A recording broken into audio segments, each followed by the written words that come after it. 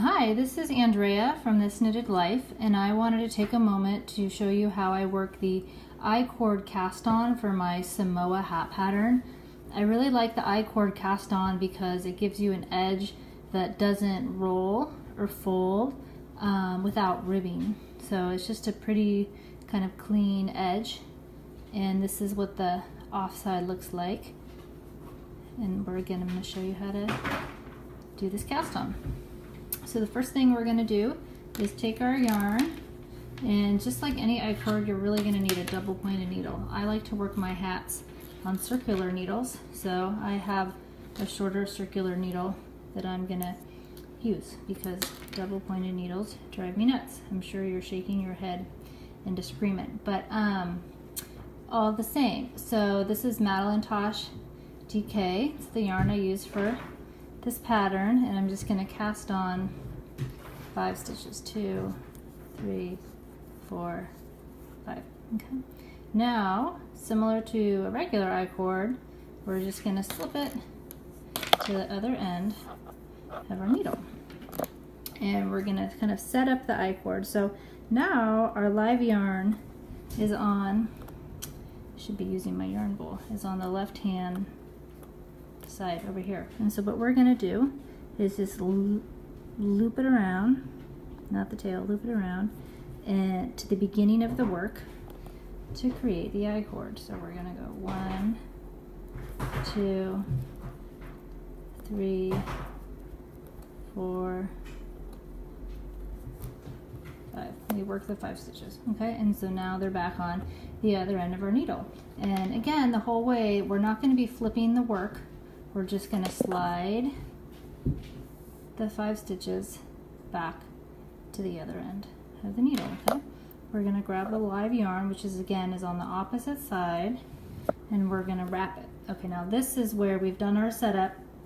This is where it gets juicy. So we want to start working, setting live stitches. We're going to be casting on 120, I think 121 live stitches onto this needle. So the first stitch, instead of knitting it straight, we're going to knit front, back. So you knit into the front of the stitch and the back of the stitch, both legs of the stitch, and now you've created 2 stitches out of 1 stitch. We've increased 1 stitch, and we're going to just knit the remaining 4 stitches. Okay, now we have 6 stitches. So we've created 1 stitch for our cast on. We have 5 here. So what we want to do is transfer 1, 2, 3, 4, 5 stitches over to the left hand needle and leave 1 on the right hand needle. This is our completed stitch.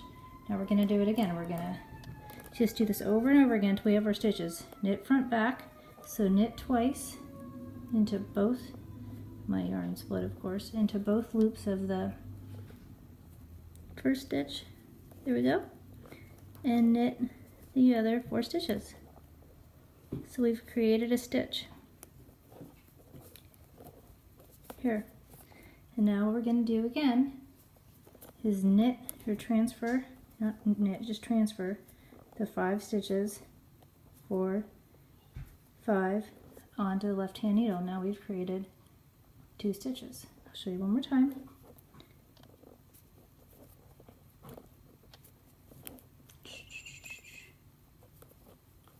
Knit front, back, knit 4,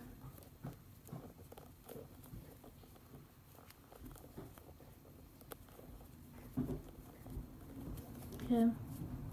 You can see the I-cord starting to form, and we're going to slide 5 stitches to the other tip of the needle. 1, 2, 3, 4, 5. Now we've created 3 stitches.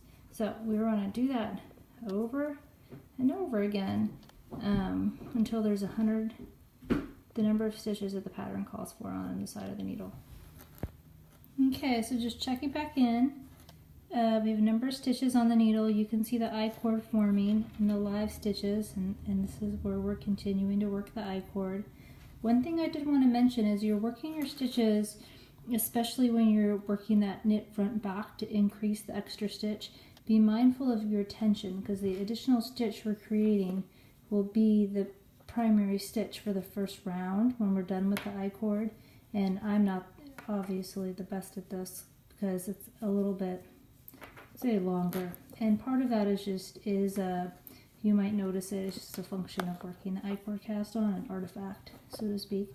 But keeping your tension tighter will keep this loop shorter and just consistent. So something to keep in mind as you progress.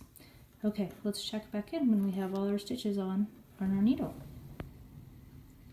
Okay, so I'm back and I've got all of my stitches that I need on my needle plus the 5 additional stitches. So it's the 121 stitches in the pattern plus the 5 I-cord stitches, which took a while. I mean, it was an entire episode of Empire or something.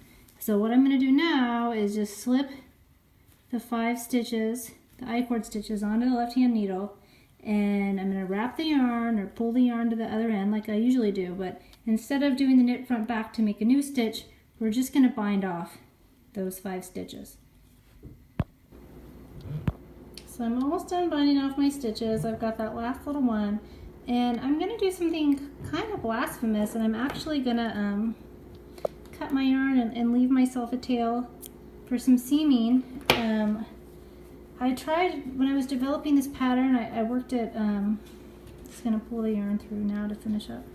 I worked at all kinds of different ways, and I found that this actually was the cleanest. This is one of my prototypes where I didn't cut the yarn, and this is the joint, and you can kind of see there's this bump here, and I didn't like it, you know. And when you seam, so now, you know, we're gonna just begin in stockinette and join and place a marker and work in the round, and when you're all done, you're just gonna, on the wrong side of your hat, seam these little I-cord, those 5 stitches on each end, and it's going to be so much cleaner and smoother and much more invisible. So that's why I cut the yarn.